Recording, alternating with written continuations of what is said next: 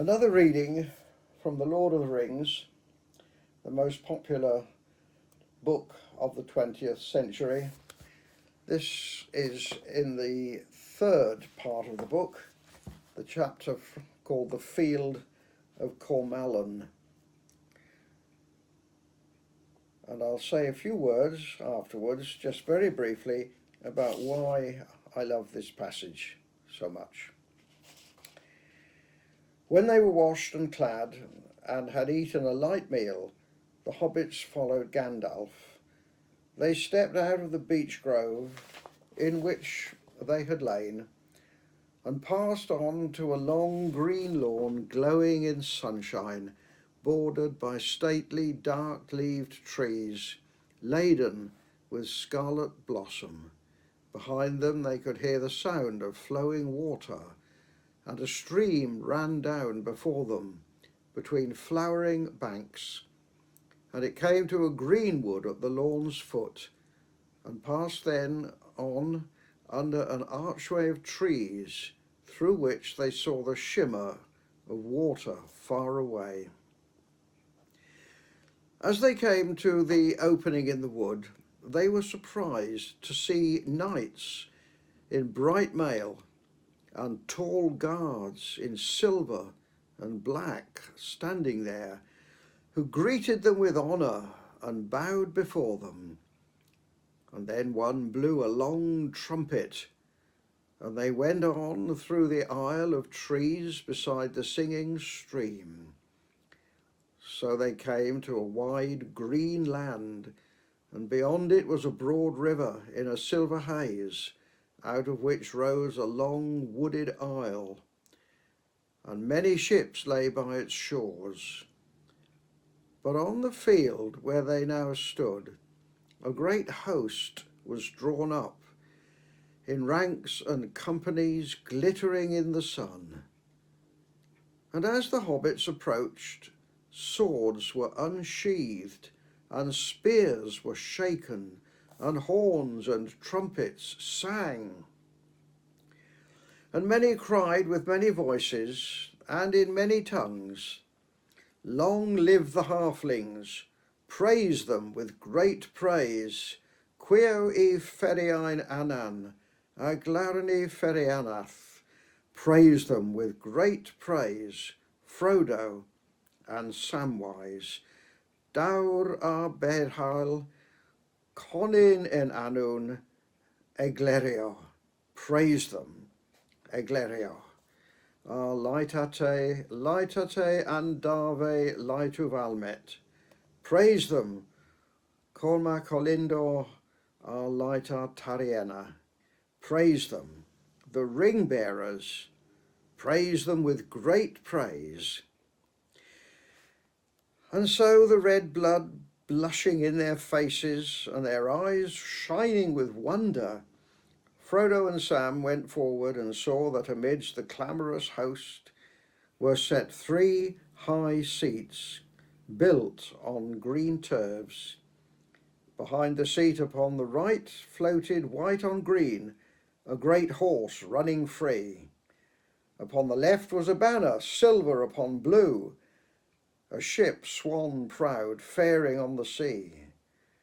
But behind the highest throne, in the midst of all, a great standard was spread in the breeze. And there a white tree flowered upon a sable field beneath a shining crown and 7 glittering stars. On the throne sat a mail-clad man. A great sword was laid across his knees, but he wore no helm. As they drew near, he rose, and then they knew him, changed as he was, so high and glad of face, kingly, lord of men, dark-haired with eyes of grey. Frodo ran to meet him, and Sam followed close behind. "Well, if this isn't the crown of all," he said. "Strider, or I'm still asleep." "Yes, Sam, Strider," said Aragorn. "It is a long way, is it not, from Bree, where you did not like the look of me? A long way for us all, but yours has been the darkest road." And then to Sam's surprise and utter confusion, he bowed his knee before them, and taking them by the hand, Frodo upon his right and Sam upon his left, he led them to the throne. And setting them upon it, he turned to the men and captains who stood by and spoke, so that his voice rang over all the host, crying, "Praise them with great praise." And when the glad shout had swelled up and died away again to Sam's final and complete satisfaction and pure joy, a minstrel of Gondor stood forth and knelt and begged leave to sing. And behold, he sang low, "Lords and knights and men of valour unashamed, kings and princes, and fair people of Gondor, and riders of Rohan, and ye sons of Elrond, and Dunedain of the north, and elf and dwarf, and great hearts of the Shire, and all free folk of the west, now listen to my lay.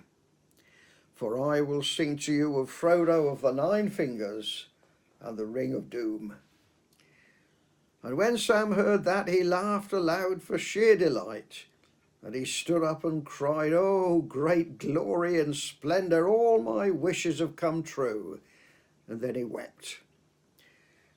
And all the host laughed and wept, and in the midst of their merriment and tears, the clear voice of the minstrel rose like silver and gold, and all men were hushed.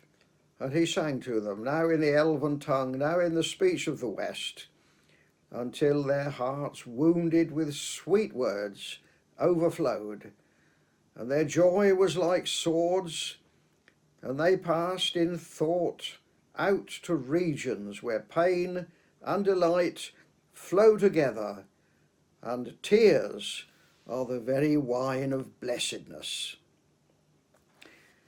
So why do I love that passage so much? Well, Frodo felt that he was a failure. He had not managed, he felt, to complete the task and duty that was laid upon him by the others, and he felt such a failure and so despondent. And yet when he came back after the battle in which he had those feelings, he was praised like that.